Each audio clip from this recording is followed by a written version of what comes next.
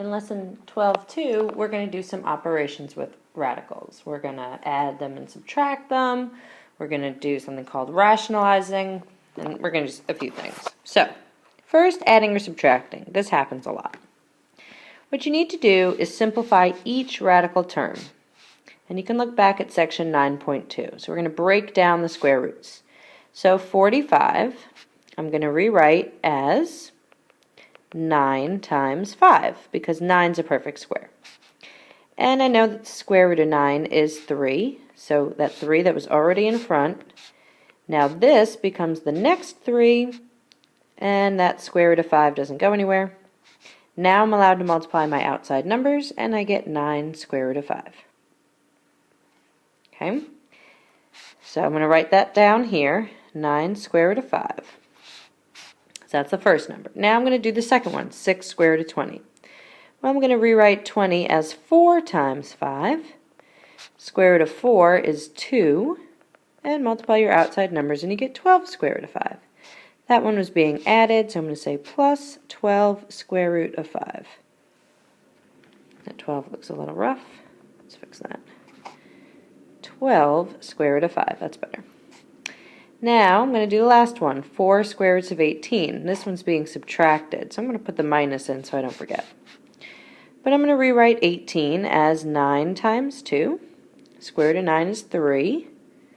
And I can multiply that with the 4 that was already there, so I get 12 square roots of 2. So now this is what my problem looks like. And I can only add or subtract any terms that have the same number under the radical, but you just touch the numbers in front. So since the 9 and the 12 both have a square root of 5, I can do what it says, I can add those. And that gives me 21 square root of 5. Think of your radicals just like x's. X plus x, you add the numbers in front of x. Like if this was 9x plus 12x, I would say 21x, not x squared. Okay? Now the 12 square root of 2, that doesn't match square root of 5, so you just stick that one on the end. And that's how you would write the answer. Okay, so that's adding and subtracting. Simplify each radical term, and then add or subtract any terms that have the same number under the radical. That's it. Again, no decimal answers. No decimal answers. Okay? No good. Alright, so let's move on to the next part. So now we're going to do what's called rationalizing a fraction. And rationalizing kind of starts with rat, so think no rats in the basement. Basement is the bottom. You cannot leave a radical in the denominator of a fraction, ever. Okay? It's a pretty easy fix to get rid of it. So, if I have a square root of 5 in the bottom, I just need to multiply both top and bottom by square root of 5. So if I do it to both, I haven't really changed anything. On the top, I just write 6 square root of 5. On the bottom, I get square root of 25, but what's nice is that the square root of 25 is just a plain old 5. And now I've gotten rid of the radical in the bottom, so this is okay. It's not a very pretty answer, but it is correct. So now let's try another one here. To get rid of square root of 8 in the bottom, you multiply top and bottom by square root of 8. This one's a little tricky. In the top, you get 4 square roots of 8. In the bottom, I'm going to get 8 times 8, which is 64, and the square root of 64 is just 8. So I'm just going to jump right to that. Now, I can reduce these outside numbers. 4 over 8 becomes 1/2. And actually, I can break down the square root of 8 as 4 times 2. So, square root of 4 is 2. So I have 2 square root of 2 over 2. These two simplify, and your final answer is just the square root of 2. So while it looked like a very simple little problem, there was actually a lot of work involved in that one. All right, the hardest it's going to get here. What if you have adding or subtracting in the denominator with a square root. Okay, change my color for this one. You can't just multiply by square root of 3 because there's other stuff in the denominator there. So you're going to take this to another level here. You're going to multiply by what's called the conjugate.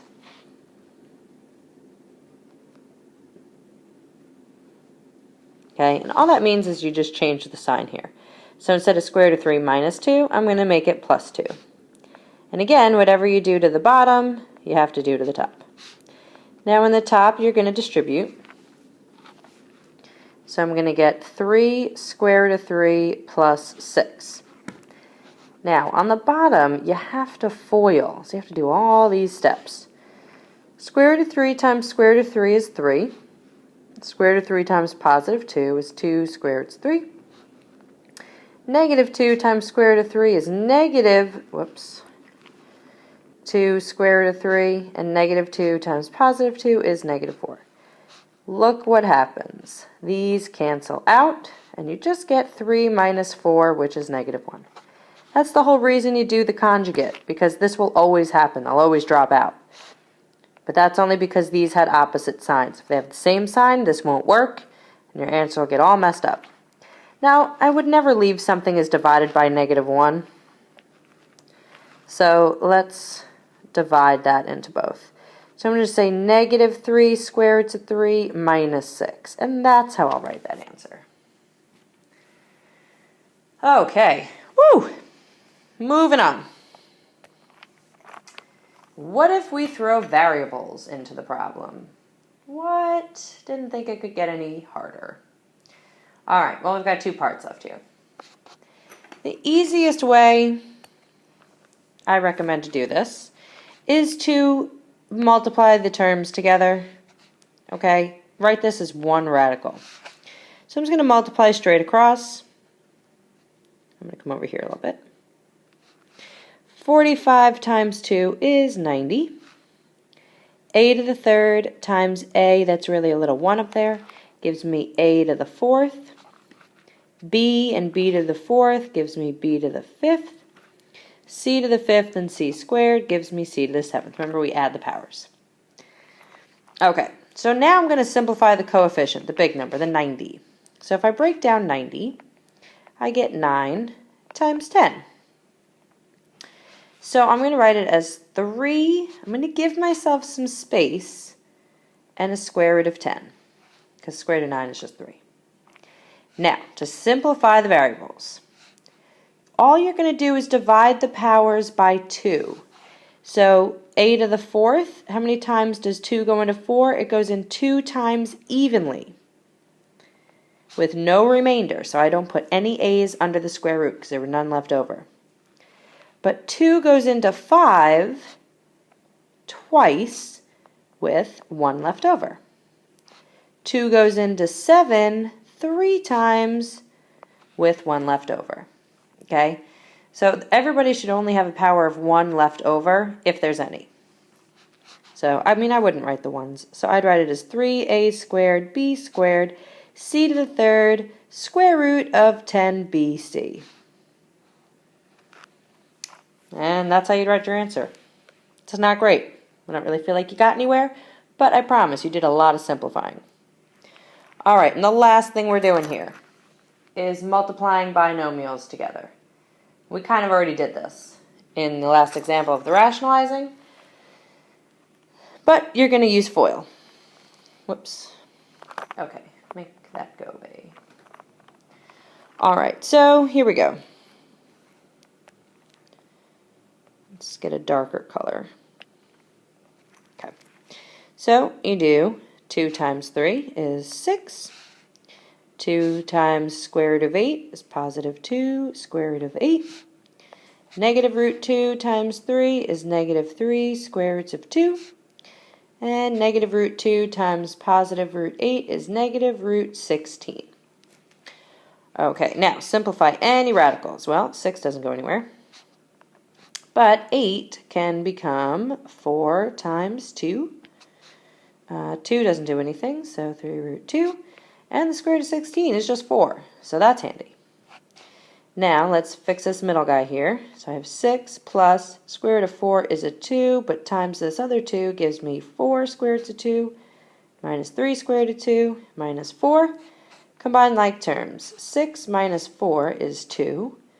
Positive 4 root 2 minus 3 root 2 is just a positive 1 root 2, or just square root of 2. And there you go. There's 12 2.